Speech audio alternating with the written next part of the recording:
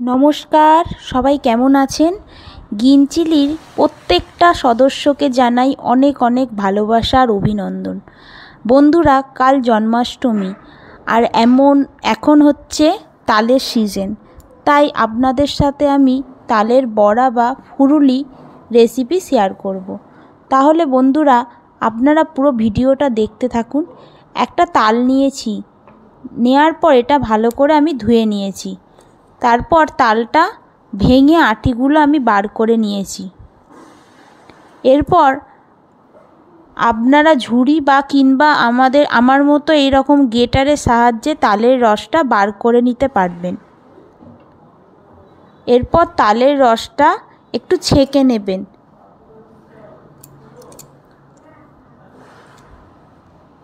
তারপর একটা পাত্রের মধ্যে তালের রস দেবেন কিছুটা পরিমাণ সিদ্ধ চাল বাটা। আপনারা এর পরিবর্তে সুজিও ব্যবহার করতে পারেন। তারপর ময়দা দেবেন। ময়দার ভাগটা এখানে অনেকটাই বেশি থাকবে, 3 বাটি ময়দা আমি এখানে ব্যবহার করছি। দেব স্বাদ মতো লবণ, মিষ্টির জন্য চিনি, আর টেস্ট বাড়ানোর জন্য দিচ্ছি নারকেল কুড়ো। নিয়ে আমি ভালো করে সবগুলো মাখাচ্ছি। একটা বড় পাত্রে আমি মিশ্রণটি ঢেলে নিয়েছি, তাহলে মাখাতে সুবিধা হবে। এরপর অল্প অল্প করে জল ঢেলে একটা স্মুথ ব্যাটার বানিয়ে নিচ্ছি। এরপর এর মধ্যে দিচ্ছি একদম অল্প খাবার সোডা। ব্যাস, ব্যাটারটা রেডি হয়ে গেছে। এরপর আমি এইগুলো তেলে ভাজবো বড়ার আকারে। এই জন্য আমি তেল গরম করে নিয়েছি। আপনারা সাদা তেলে কিংবা সর্ষের তেলেও ভাজতে পারেন। আমি এখানে সাদা তেল ব্যবহার করছি। গরম তেলে লো মিডিয়াম ফ্লেমে বড়ার আকারে ভাজবো।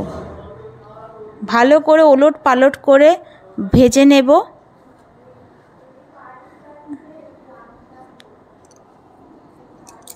এইভাবেই আপনার তালের ফুরুলি বা বড়া রেডি হয়ে যাবে। কাল জন্মাষ্টমী, অনেকেই বাড়িতে গোপালের সেবার জন্য তালের বড়া বা ফুরুলি বানিয়ে থাকেন। এখানে শুধু চাল বাটার পরিবর্তে আপনারা সুজি ব্যবহার করতে পারেন। খেতে খুবই ভালো হয়। আর বন্ধুরা, যদি রেসিপিটি ভালো লেগে থাকে তাহলে আপনারা আমার পাশে থাকবেন। ধন্যবাদ সবাইকে। সবাই ভালো থাকবেন, সুস্থ থাকবেন। আবার দেখা হবে অন্য একটি রেসিপির সাথে অন্য একদিন।